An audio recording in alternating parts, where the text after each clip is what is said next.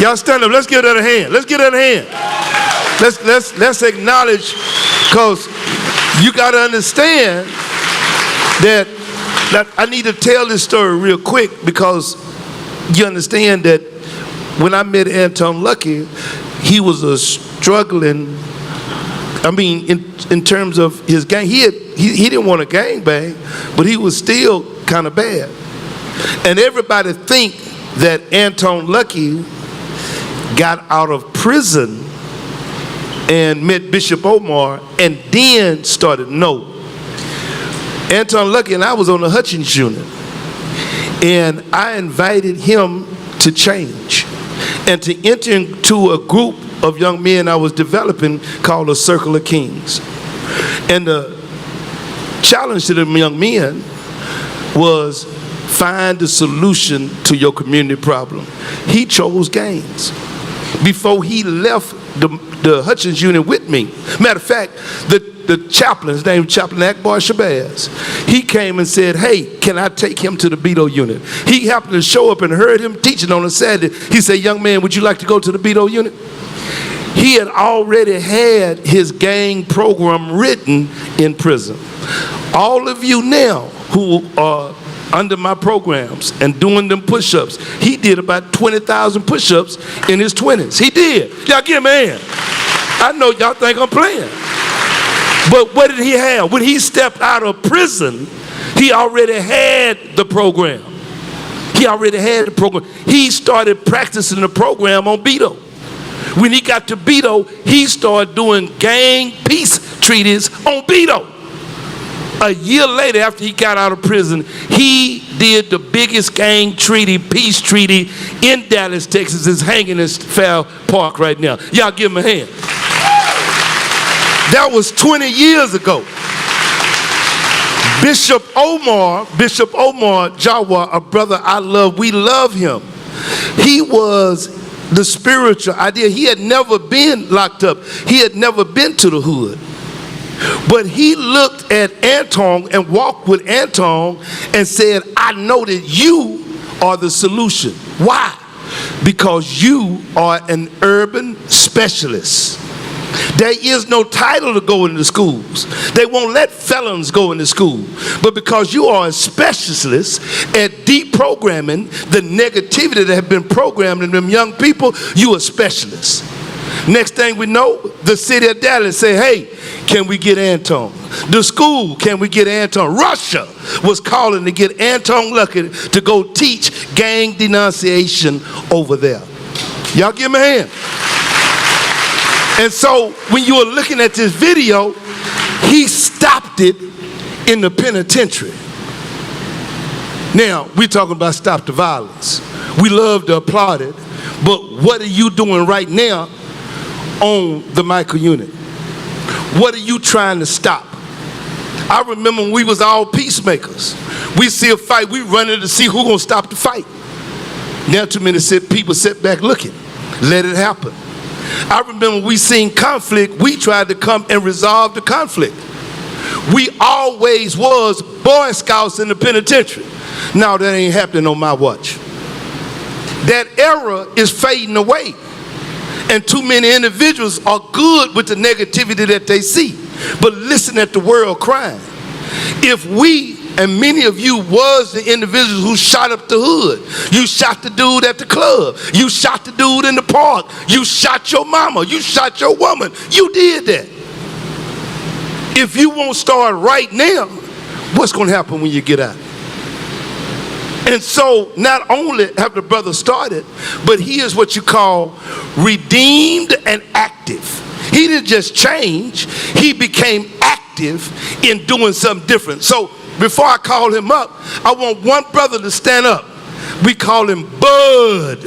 Bud, will you stand up? Look at Bud. Bud just penned a program called Elite. Elite. He is doing the thing on the park, going, setting up programs by himself, really unorthodox, just raw out there, right? Because he wanted to stop the violence. Rashid, called me 2 years ago. Willie, will you come help me stop this mess on S-Pod? Josh Soul is standing up doing things off the muscle. This is what we have to become. We have to become active. Say active. Say active. Say active. Alpha males.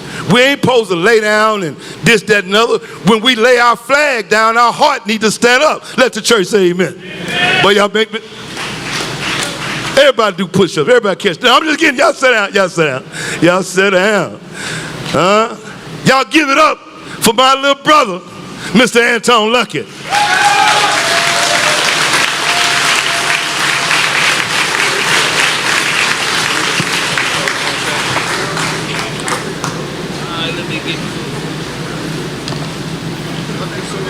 Yeah, put that over. Where you want it, in the floor or in the middle? In the middle. Yeah. You can put it on the middle. You got it. I appreciate it.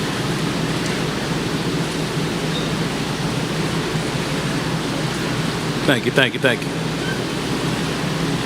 Y'all give y'allself a hand real quick.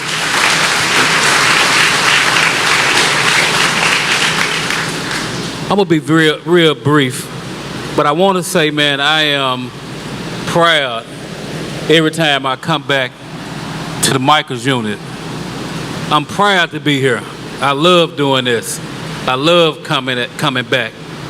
And I only come back for one reason, because I'm not, and I don't want you to think that I'm an anomaly, that I'm the exception. I only come back because I believe in these seats right here are individuals who can change our communities for the better. That's the only reason I come back. I come back because of that.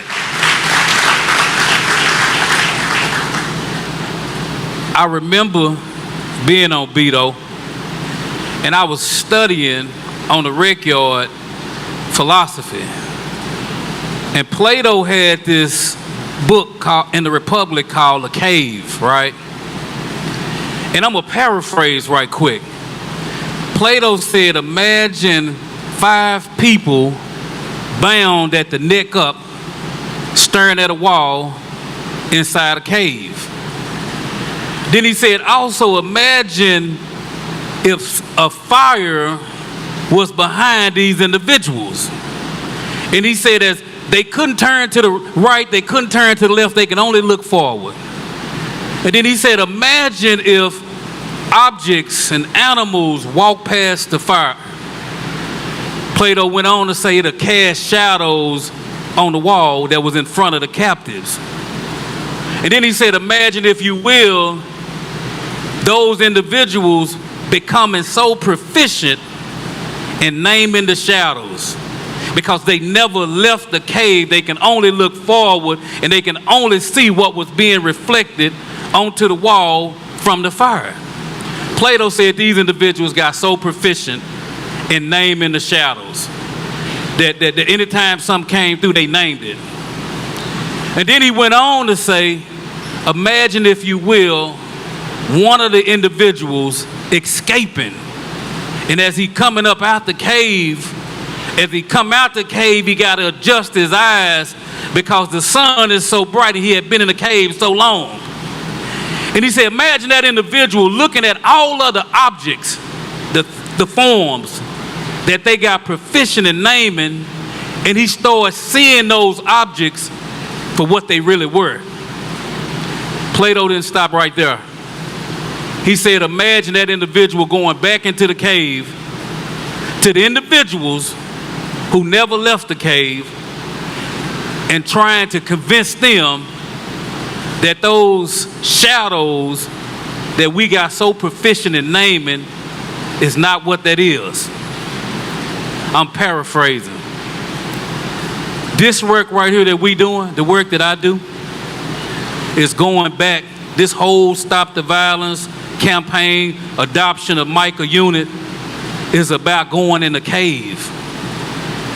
It's about going in the cave to say it's a reality that we accepted. The street code, the this, the that put us in these seats. It's a reality that we accepted that makes us harm each other. It's a reality that we accepted from our childhood that we ain't never got to address, that cognitive distortion. Pastor Jeremiah, come here right quick. KGV, come here right quick. Corey, come here right quick. Keelan, come here right quick. Where my brother Keelan? I want to say this because I heard state reps say this, and I'm going to get out the way. These are my brothers. Keelan in the restroom. These are my brothers. I don't even care where he's from. I don't even care where he's from. I don't even care where he's from. But these my brothers.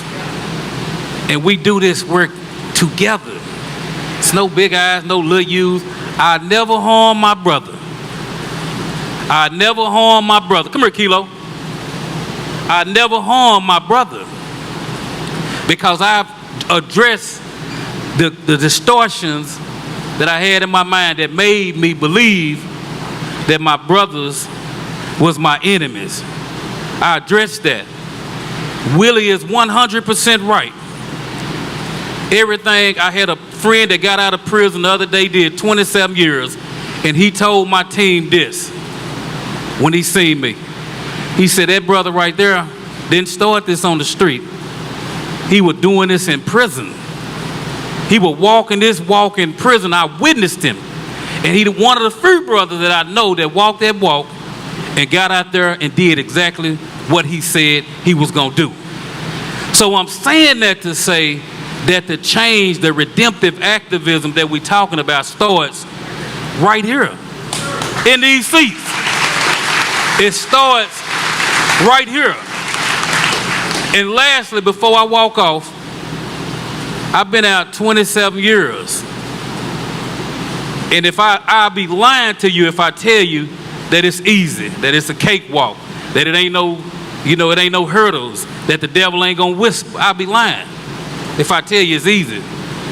But you gotta make the decision every day that you wake up that you're gonna be on this side of the line. And as a result, right now, and I'm not saying this to cap to you. I'm not saying this to cap. Right now, the city of Dallas gave one of my companies $2 million. Dallas County gave another company $3 million, my other company $3 million to build 50 affordable houses in a neighborhood that I once destroyed. 50 affordable houses.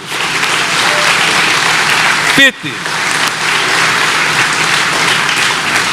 Right now, I have a security company that employs 98% of returning citizens.